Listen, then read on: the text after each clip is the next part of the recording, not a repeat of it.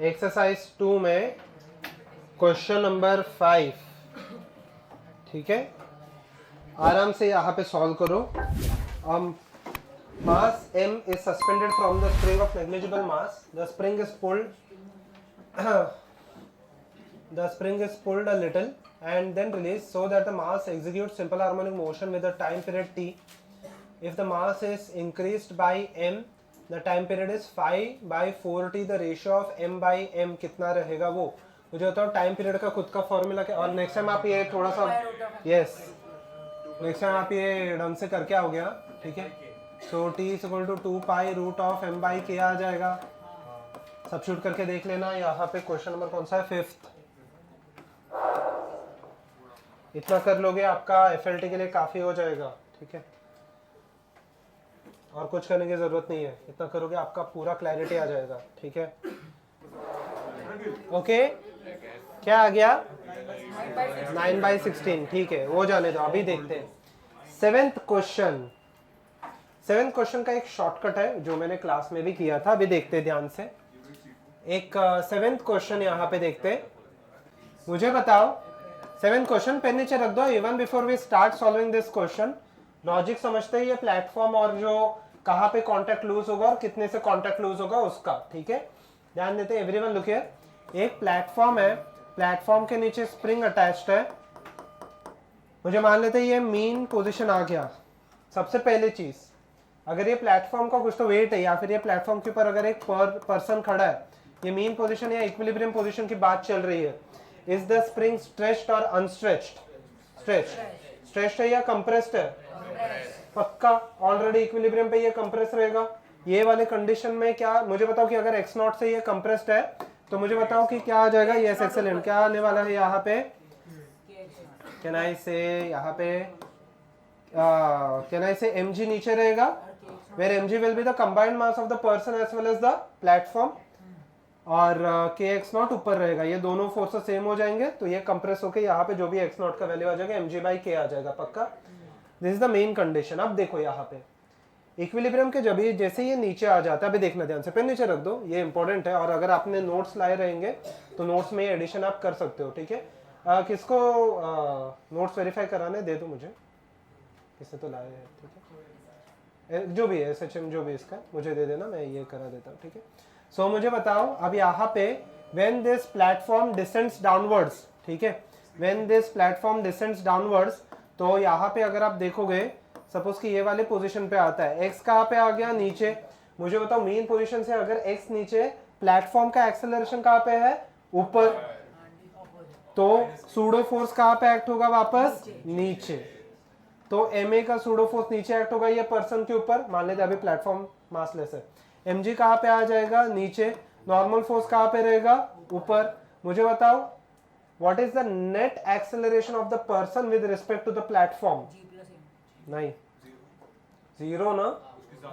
Pseudo force के terms में अगर मैं देखूं, whenever I write down the pseudo force, I am calculating everything with respect to the body, ठीक है।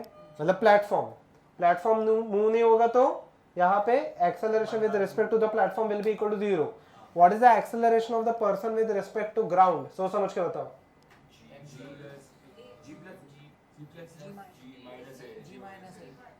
What is the acceleration of this person with respect to ground? A कहाँ पे, नीचे ऊपर? ऊपर ना। यहाँ पे x नीचे जा रहे हैं तो एक्सेलरेशन ऊपर हो गया ना। एक्सेलरेशन ऊपर है, वेलोसिटी मतलब ऊपर से नीचे जाएगा, तभी वेलोसिटी कहाँ पे आ गया, नीचे, पक्का, ठीक है। यहाँ पे देख लो, ओके, ठीक है, यहाँ पे देख लो। सो ओवर हियर, अच्छा ठीक है, मैं सेम क्वेश्चन पूछता हूँ। ये प्लेटफॉर्म बाद में ऊपर चला गया इक्विलिब्रियम पोजीशन से। अच्छा ठीक है, मुझे ये केस में पहले मैं इसका आंसर बता देता हूँ। इसका आंसर नॉर्मल फोर्स के टर्म्स में क्या आने वाला है, बता दो फटाफट। नॉर्मल ऊपर है, दोनों नीचे, तो mg प्लस ए हो जाएगा, डू नॉट राइट, ठीक है। अब यहाँ पे देख लेते हैं, ठीक है। ठीक है, सो यहाँ पे मेरा वेट इंक्रीज हो जाएगा या डिक्रीज हो जाएगा, इंक्रीज, पक्का ना। यहाँ पे मेरा वेट इंक्रीज हो गया है। Will I ever lose contact with the platform under this scenario? At least for this scenario, नहीं। टॉप मोस्ट पोजीशन पे जैसे ही बॉडी चला जाएगा, फटाफट मुझे बता देना, टॉप मोस्ट पोजीशन पे जैसे ही बॉडी चला जाएगा तो मुझे बताओ डिस्प्लेसमेंट ऊपर है, एक्सेलरेशन प्लेटफॉर्म का कहाँ पे है, नीचे, पर्सन पे एक्सेलरेशन कहाँ पे एक्ट होगा, ऊपर, एम जी कहाँ पे एक्ट हो रहा है, नीचे, ये केस में नॉर्मल फोर्स कहाँ पे रहेगा, ऊपर, ये केस में एन का वैल्यू कितना आने वाला है, फटाफट बता दो, एन एम जी माइनस है मेरा नेट। अगर मैंने इसके नीचे एक वेइंग मशीन रख दिया, will it show me more than my actual weight और less than the actual weight? Less. यहाँ पे कांटेक्ट ब्रेक होने के चांसेस है, कांटेक्ट जब भी ब्रेक होगा तो कांटेक्ट फोर्सेस कितने हो जाएंगे, कांटेक्ट फोर्सेस कितने कितने होते हैं, नॉर्मल होता है, सिर्फ एक नहीं होते, बहुत होते हैं, नॉर्मल होता है, टेंशन होता है, अच्छा ठीक है, हिंज फोर्सेस भी वैसे नॉर्मल फोर्सेस के अंदर ही आप गिन सकते हो, और क्या होता है, फ्रिक्शन ना, ये सब के सब फोर्सेस क्या हो जाएंगे, जीरो। तो नॉर्मल फोर्स कभी भी यहाँ पे contact loose, can I say this is the minimum weight, पक्का, and this will be the maximum weight. और अगर मैं ए मिनिमम या मैक्सिमम, ए अगर आप मैक्सिमम वैल्यू देखो तो क्या आता है, ओमेगा स्क्वायर ए आता है ना, पक्का, ठीक है। तो मुझे बताओ, नेगेटिव पॉजिटिव इंपॉर्टेंट नहीं हो, नेगेटिव मैंने एडजस्ट कर लिया, मुझे बताओ तो मिनिमम वेट पर्सन का कितना हो जाएगा, m g minus omega square है, और मैक्सिमम कितना होने वाला है, m g plus omega square है। यहाँ पे कांटेक्ट लूज होने के चांसेस है जब भी एक सेकंड, यहाँ पे कांटेक्ट लूज होने के चांसेस है when the a becomes greater than g, greater than और इक्वल टू पे कांटेक्ट लूज हो जाएगा तो फिर ग्रेटर तक का पॉइंट ही नहीं आता। बोलो क्या ये ना ए, हाँ तो वहाँ पे एम्पलीट्यूड है ना, ठीक है, ये लिख लो पहले। एंड 9 क्वेश्चन नहीं सॉरी 7 क्वेश्चन सॉल्व करो, 7 के बाद 9 क्वेश्चन सॉल्व करोगे आप। ये पहले लिख लेना, अगर वो फॉर्मूला शीट में लिखना, कहीं पे भी लिखना, वैसे तो आपको पता ही है, किसको चेक कराना है दे दो मुझे यहाँ पे, और एक पेन दे देना।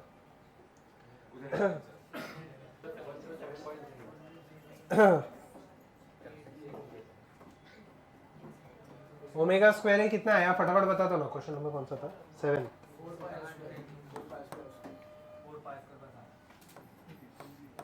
4 पाई स्क्वायर कितना आया, बाय 5, ये है ना पक्का, तो 0.8 के आसपास आ जाएगा कुछ, तो 8 मान के चलते, ठीक है। अब मुझे बताओ मैक्सिमम वेट, मैक्सिमम पूछा कि मिनिमम पूछा, मुझे नहीं पता, मैंने पूछा,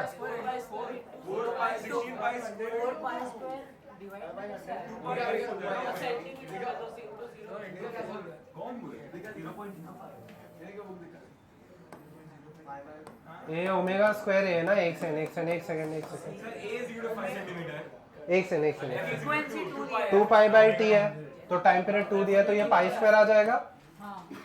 और ए एम्पलीट्यूड कितने का दिया, एम्पलीट्यूड 5 सेंटीमीटर ना, क्योंकि फ्रीक्वेंसी 2 दिया है, तो फ्रीक्वेंसी 2 दिया है, 4 तो 16 पाई स्क्वायर इंटू 0.05, पक्का ना, तो पाई एन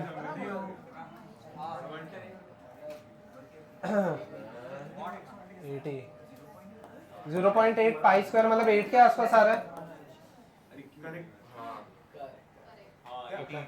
8 मतलब 8 पकड़ के चलो, तो 1080 तो मुझे बताओ, अरे ये तो ये है ना, तो 60 into 107.3 ठीक है ना, हाँ 1080, ठीक है। तो अब यहाँ पे देखते हैं मैक्सिमम वेट, अगर आप मैक्सिमम वेट देखोगे वो mg plus omega M omega square A होगा, बट हम लोग को आंसर, ये आंसर मुझे किसमें देगा, न्यूटन में, पक्का। हम लोग को जी के टर्म्स से नहीं चाहिए, हम लोग को तो डिवाइड बाय 10 करेंगे तो m plus can I write m omega square A divided by G का वैल्यू 10 हो जाएगा, पक्का। m का वैल्यू कितना दिया, 60 प्लस 60 इंटू 8 डिवाइडेड बाई 10 मतलब 48, रफली 108 के आसपास आंसर आना चाहिए, कितना है, डी, पक्का। मैंने जस्ट, ठीक है देख लो, मैंने जस्ट आपको बताया था जब भी ए जी के इक्वल हो जाएगा तभी वो ब्रेक हो जाएगा, और जी का वैल्यू खुद क्या होता है, ओमेगा स्क्वायर एक्स, मतलब अंडर दिस केस कहने से वाई, हाँ या ना,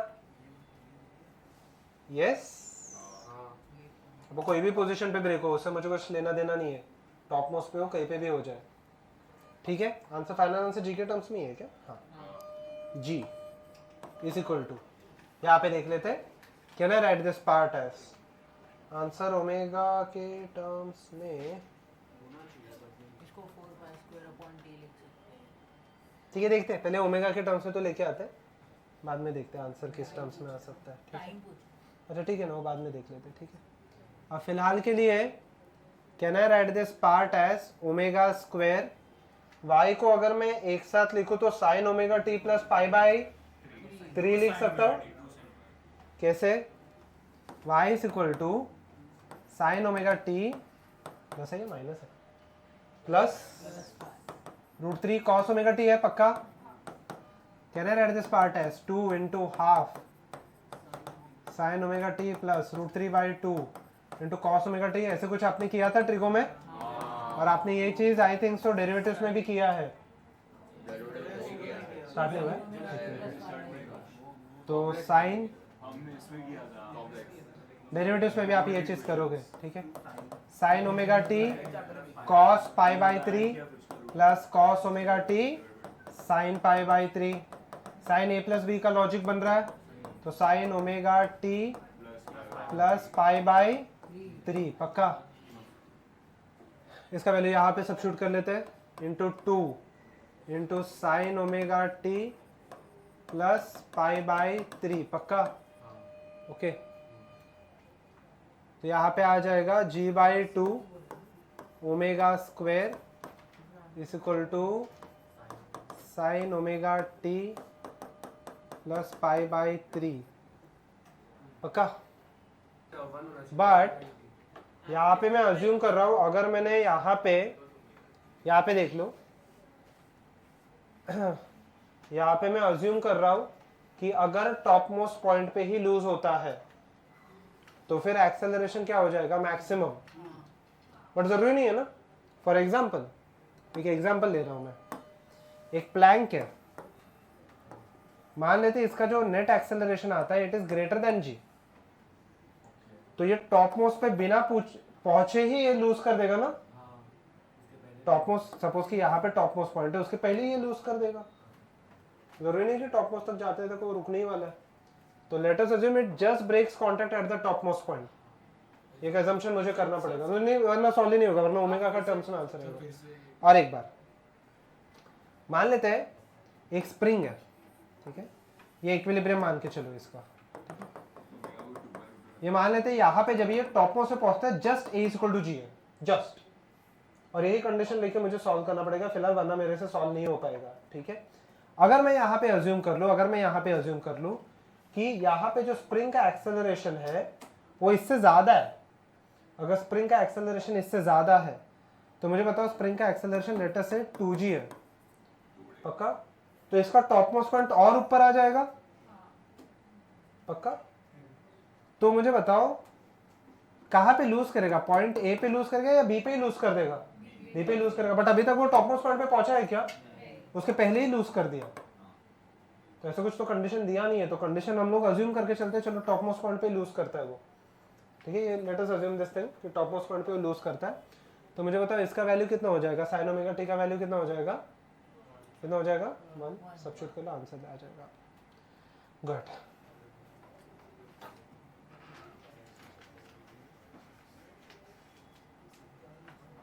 क्वेश्चन क्या दिया एक बार पढ़ लेते हैं। Just losers contact, late us assume कि जस्ट लूजर्स कॉन्टैक्ट तो वही है, ठीक है, टॉप मोस्ट पॉइंट ही दिया है, आ जाएगा आपका आंसर, फाइनल आंसर में जी भी आ जाएगा फिर।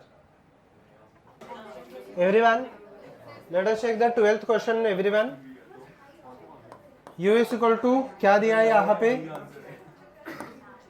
u is equal to u0 1 minus cos alpha है, कॉस अल्फा x है, बराबर है ये।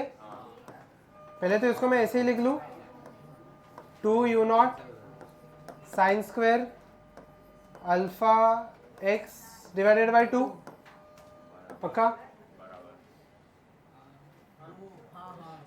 1 minus cos theta 2 sine square theta by 2 होता है ना, अब देखो यहाँ पे अगर if alpha is very small, तो साइन को हटा देंगे हम लोग, और क्या, u को हम लोग लिख सकते हैं 2u0। अभी देखो ध्यान से, alpha square x square by 2 ना, बाई 4, साइन स्क्वायर मतलब अंदर के टर्म का स्क्वायर हो जाता है ना वो चीज, बराबर, sine theta approximately equal to theta आ जाएगा, पक्का। उसके बाद स्मॉल ऑसिलेशन भी है, ठीक है, यहाँ तक ठीक है। अब इसके आगे देखते हैं, एक से ना और थोड़ा ऊपर कर देते हैं, यहाँ पे देख लेते हैं, ठीक है। फोर्स क्या आ जाता है, minus D U by D X आ जाता है, तो टेक्निकली यहाँ पे पार्शियल डेरिवेटिव्स आते हैं, तो जो del U by del X आ जाएगा। तो if I substitute this part, ठीक है, इसको फिलहाल के लिए minus of 2u0 alpha square by 4 वैसे का वैसे रहेगा, एक्स स्क्वायर का डेरिवेटिव क्या आने वाला है 2x, इसमें से क्या क्या कैंसल आउट हो सकता है, यस, क्या क्या कैंसल आउट हो सकता है, ये 4 तो पूरा चला गया, तो f का वैल्यू आया minus alpha square u0 into x, पक्का। ये किसका वैल्यू हो गया, k, x equal to minus k x होता है ना, ये k का वैल्यू हो गया। टाइम पीरियड चाहिए, फ्रीक्वेंसी चाहिए, क्या चाहिए, time period, 2 pi root of m by k, m divided by alpha square u0